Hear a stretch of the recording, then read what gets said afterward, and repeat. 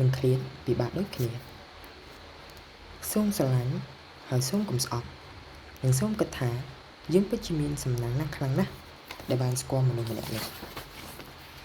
នៅក្នុងជីវិតពិតពីខ្លះមានមនុស្សជាច្រើនដែលបានស្រឡាញ់គ្នា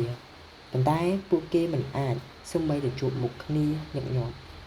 ឯអ្នកខ្លះទៀតធ្លាប់ស្រឡាញ់គ្នាបន្ទាប់មកក៏ត្រូវបែកគ្នាវិញប៉ុន្តែក្រោយមកពួកគេបែរជាត្រូវជួបគ្នាព្រឹកល្ងាចដោយសារតែត្រូវធ្វើការនៅកន្លែងជាមួយគ្នាឬអង្គុយសិក្សានៅក្នុងថ្នាក់រៀនជាមួយគ្នាអ្នកខ្លះទៀត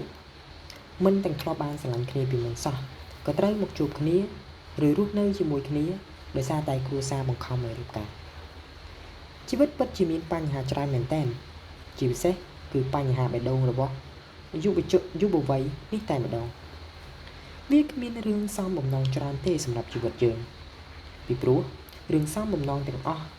នៅពេលនេះអាចនឹងក្លាយទៅជារឿងដែលខកបំណងនៅពេលក្រោយហើយក៏មិនប្រកាសថារឿងដែលខកបំណងនៅពេលនេះវាសុទ្ធតែអាក្រក់រហូតនោះឡើយប៉ុន្តែរឿងខកចិត្តវានឹងធ្វើឲ្យយើងរៀនពីរបៀបកាត់បន្ថយការរំពឹងច្រើនពេកចំពោះរឿងដែលវានឹងត្រូវកើតឡើងហើយត្រឡប់មកបើកចិត្តឲ្យទូលាយរងចាំទទួលយកអ្វីដែលនឹងមកដល់បើយើងមានសំណាងបានជួបមនុស្សដែលយើងធ្លាប់ស្រឡាញ់ពីមុននៅកន្លែងការងារឬក៏នៅក្នុងថ្នាក់រៀននោះខ្ញុំគិតថាវាជារឿងដែលល្អសម្រាប់យើងទៅវិញទេពីព្រោះប្រសិនបើយើងបែកឆ្ងាយពីគ្នាហើយពេលណាមួយយើងនឹងនឹកគេហើយយើងនឹងធ្វើអ្វីហើយយើងនឹងធ្វើយ៉ាងម៉េចមានអ្នកខ្លះសុខចិត្តបដូរកន្លែងការងារព្រោះតែចង់ជួបមុខមនុស្សដែលខ្លួនធ្លាប់ស្រឡាញ់ពីមុនប៉ុន្តែនៅមានអ្នកខ្លះទៀតដែលសុខចិត្តធ្វើដំណើរតាមរថយន្តឬក៏រថភ្លើងរាប់ម៉ោងព្រោះតែចង់ជួបមុខមនុស្សជាទីស្រឡាញ់របស់គេក្នុងដំណើរជីវិតរាល់ថ្ងៃយើងក៏ជាមនុស្សម្នាក់ដែលបានឆ្លងកាត់នូវរឿងទាំងអស់នោះផងដែរនៅពេលដែលមនុស្សពីរនាក់ស្រឡាញ់គ្នាគេសុខចិត្តឆ្លងកាត់ឧបសគ្គលំបាកនានាជាមួយគ្នាប៉ុន្តែនៅពេលដែលមានហេតុផលបែកគ្នាពួកគេក៏បង្កើតនូវឧបសគ្គដើម្បីកុំឲ្យជួបមុខគ្នាទៅវិញ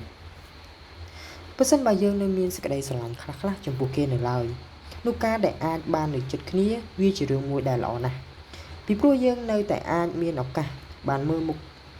គេយើងនៅតែអាចដឹងតែថ្ងៃនេះគេស្លៀកពាក់សម្លៀកបំពាក់បែបណាសុខទុក្ខគេដូចម្ដេចដែរប៉ុន្តែបើសិនបើយើងអស់ចិត្តស្រឡាញ់ទៅហើយតែការជួបមុខគ្នានឹងមានអ្វីដែលជាឧបសគ្គទៀតយើងនឹងរាប់អានគ្នាធម្មតា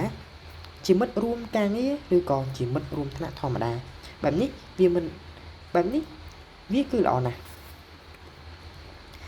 បញ្ហាគ្រប់យ៉ាងមិនស្មុគស្មាញខ្លាំងដោយការឆ្លើយតបដែលយើងមានចំពោះបញ្ហានោះទេដរាបណាយើងមិនបានកំណត់យកវាមកធ្វើជាបញ្ហាទេវាក៏នឹងមិនអាចក្លាយជាបញ្ហាសម្រាប់យើងឡើយនៅពេលដែលយើងអាចអានពាក្យទាំងអស់នេះបានវាក៏មានន័យថាយើងគឺជាមនុស្សដែលធំអស់ហើយយើងគួរតែ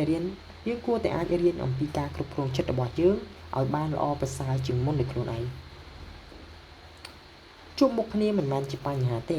បញ្ហានៅត្រង់យើងមិនចង់ជួបមុខប៉ុន្តែអ្វីជាមូលហេតុដែលធ្វើឲ្យយើងមិនចង់ជួបមុខគេយើងត្រូវតែរៀនបង្កើតសំណួរដើម្បីរកហេតុផលត្រឹមត្រូវពីព្រោះជីវិតយើងនឹងរស់នៅជាមួយនឹងហេតុផលកាលណាយើងចេះស្វែងរកពីមូលហេតុដើម្បីរស់នៅបានល្អនោះជីវិតយើងនឹងមិនសប្បាយភ្លេចភ្លើនពេកហើយក៏មិនកើតទុក្ខសោកច្រើនពេកនោះឡើយ